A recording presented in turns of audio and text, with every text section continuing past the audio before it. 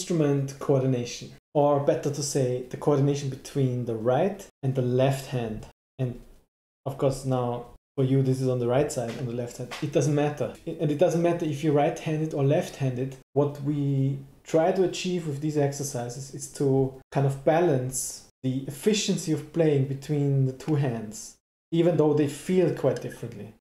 And it's also an exercise of coordination between the eyes and the instrument and the hands, and the brain, coordination between the brain and the hands and the instrument. By coordination, I mean things like this. Okay, or this. The ability to do the same things on both sides needs a bit of training, but everybody can achieve that. Let's jump in. The first exercise could be playing the scale up and down with alternating your thumbs. That goes like this.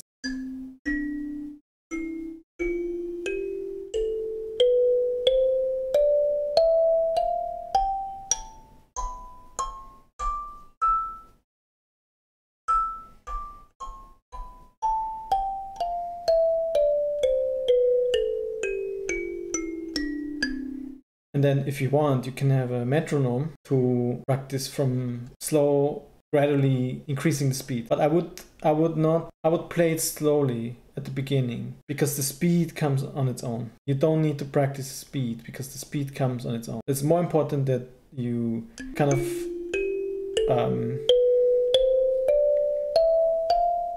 get used to the movement of your thumbs. And then if you feel like you don't hold the kalimba correctly, or it feels weird in some areas, then you might need to adjust your position of the hands.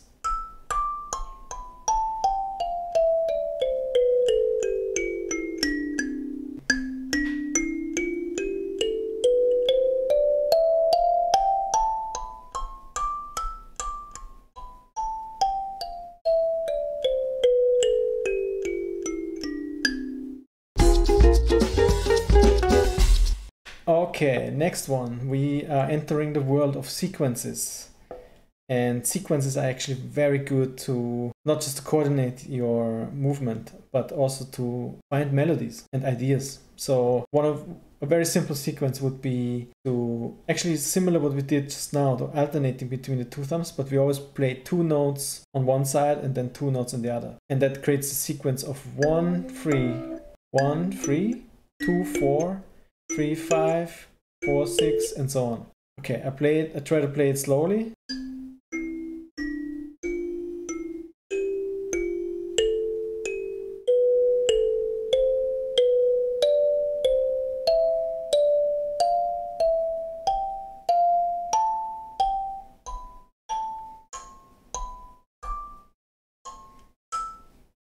And down.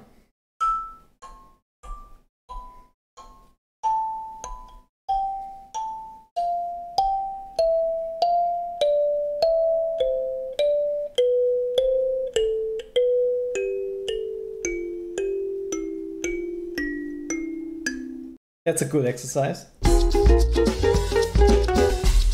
Another one would be, and now we could play with 3 notes. There we might need to rethink our rhythm feeling, but either 3 notes or 4 notes on each side, and that actually goes through all the triads in the scale, which we learned in the previous video. So we could either do this, or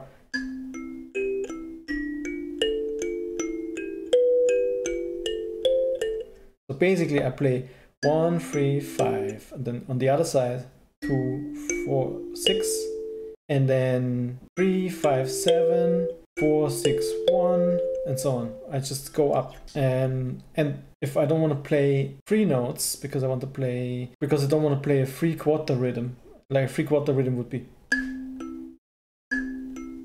1, 2, 3, 1, 2, 3. I want to play a 4/4 rhythm, so I could, or a 4/4 sequence, then it's like this. 1, 2, 3, 4, 1, 2, 3, 4. And okay, let's try it.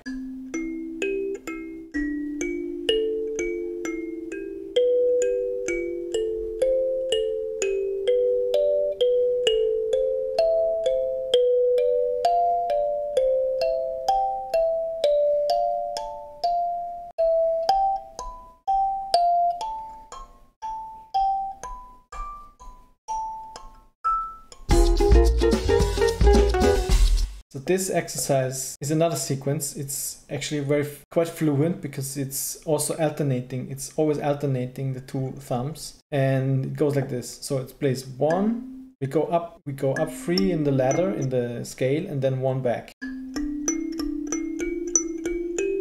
So 1, 2, 3, 2, 3, 4, 3, 4, 5, 4, 5, 6, and so on. If you want, you can write that down, but I encourage you to just try it with your hands, the instrument, and your eyes. And at some point, if you practice that often, first of all, you get a feeling, you might find some ideas for melodies, and second, you will come to a point where you don't have to think about it anymore. And that's a good sign. Okay, I will try it again.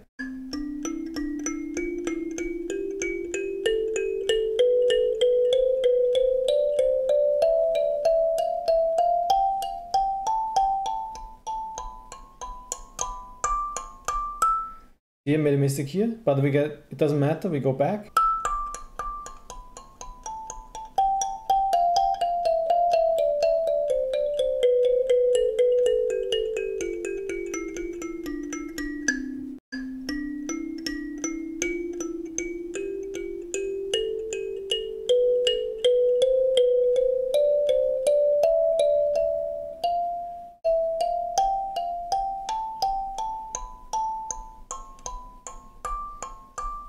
You will also recognize at some point that playing it slow is harder than playing it fast. So, because when you have time to think, you tend to make more mistakes than when you just do it intuitively.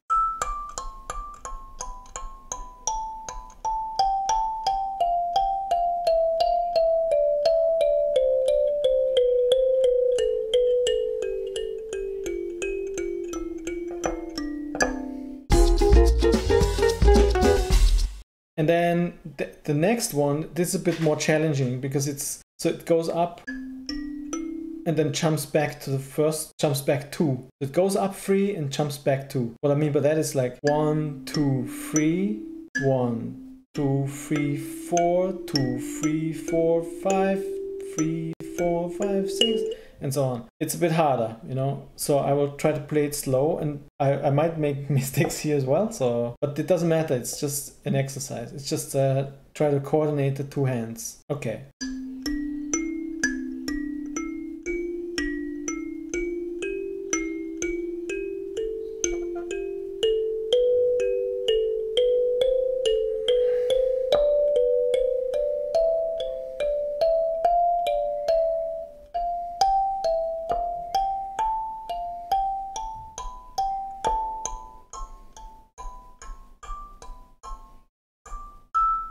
Actually, you can see there's a pattern. There's alternating, and then it's the same thumb jumping back. Every time when you reach the highest note of the sequence, you jump back with the same thumb. That's a pattern you might recognize at some point. And let's try it going back.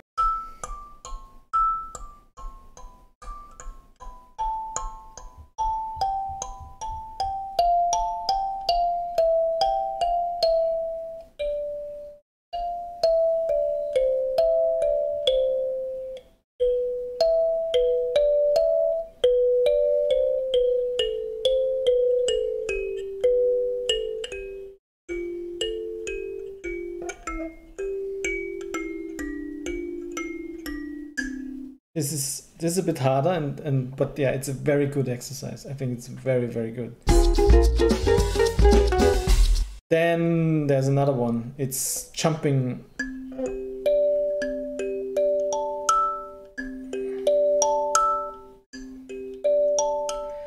Jumping over the tines. That's actually more to help you realize where the different tones are. So this exercise could be like this.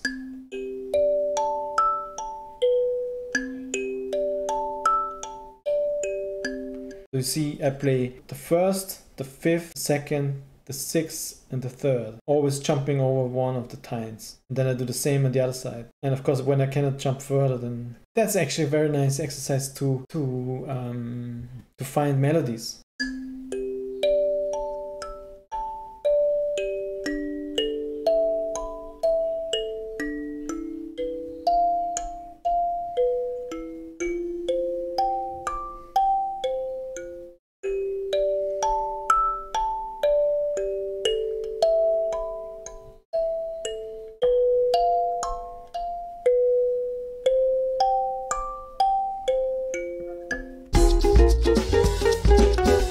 Another exercise is to play two notes with one stroke.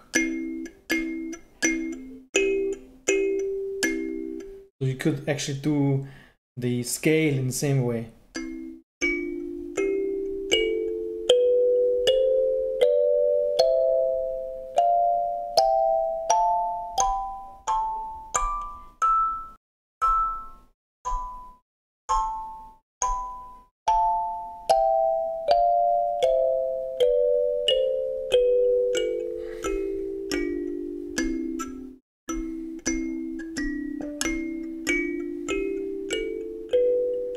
So you would basically add the third, always the third, to your bass note. For example, if you go up 1, 2, 3, 4, 5, then you add to the 1 you add the 3, to the 2 you add the 4, to the third you add the 5th.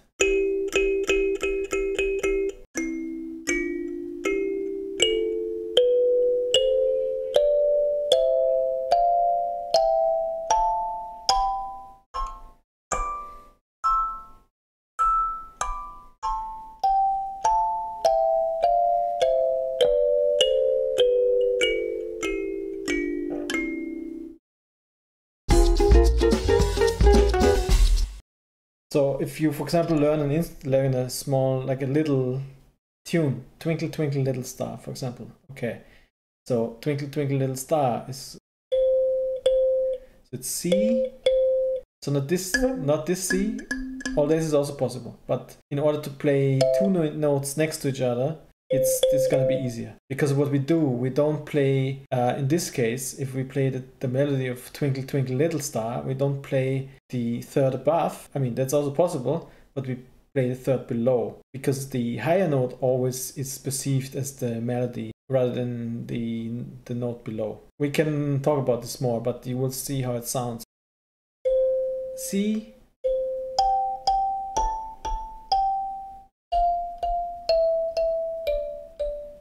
C, G, A, G, and then F, E, D. If I play now both tongues next to each other, then it creates a quite more intricate sound.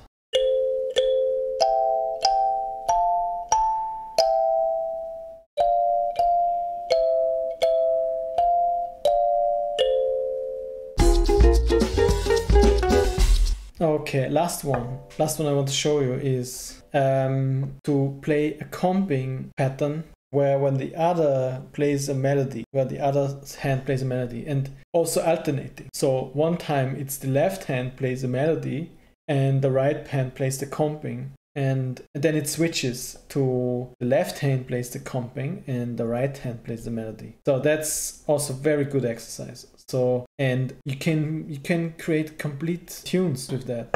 So for example, before we did the sequence of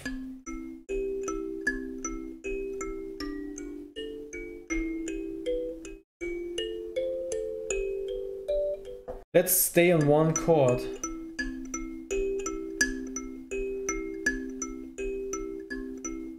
Like this.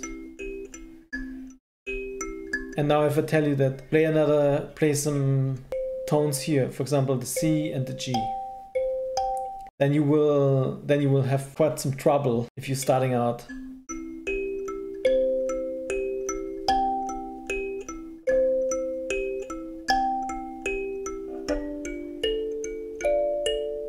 That's why we do it systematically. So we play, when we are on the first note here, we play together with the other thumb.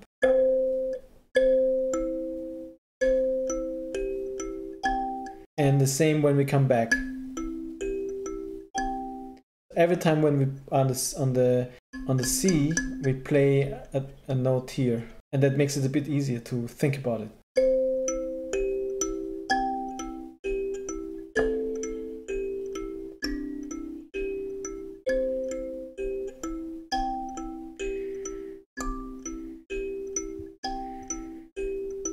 And then we would need to jump to the other side. And for that we could use the D minor chord, which is this one. But now we need to play the comping on the left hand. But here we do the same. We just play the first. Whenever we are on the D, we play a note here as well. So we for example, like this.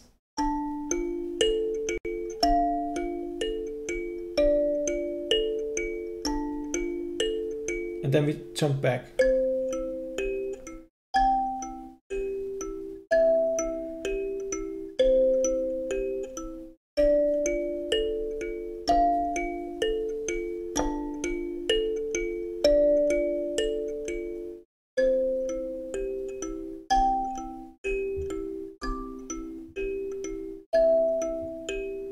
And then we could jump into another chord, like for example the F major, which is this one.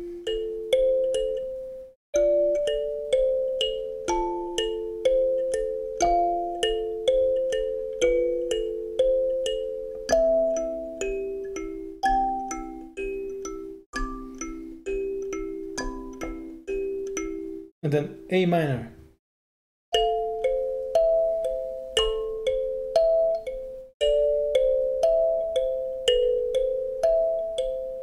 And back. And now I also got lost. So, but you can see you can actually create like really interesting combinations, and if you record it or write it down, you can start to compose your own music. And you can also get, as I showed you last time, the Hook Theory website, where you can get these chord progressions. A chord progressions is a sequence of chords. For example, what we showed that the most popular or the most used chord progression, which was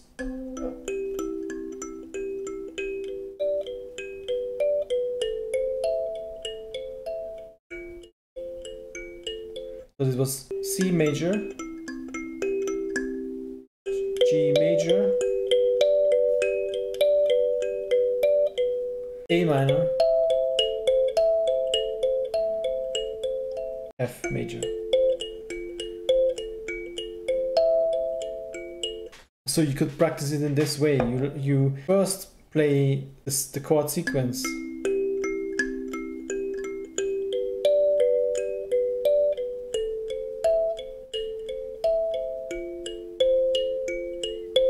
And then you add melody, and you can play anything on this side, and then we jump with the comping on that side, you play the melody here. And don't worry too much about which tones you play for now. Try it yourself. You will find out which notes sound good, which don't.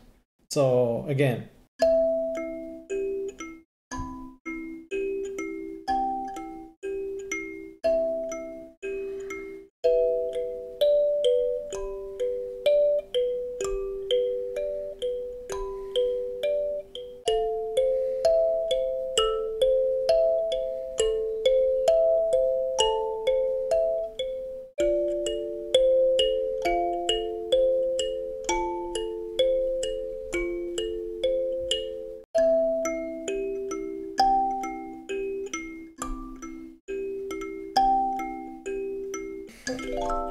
But that's a way you can start practicing the kalimba. And of course, you can always practice melodies with the sheet music you have. But this is just a way to coordinate your brain.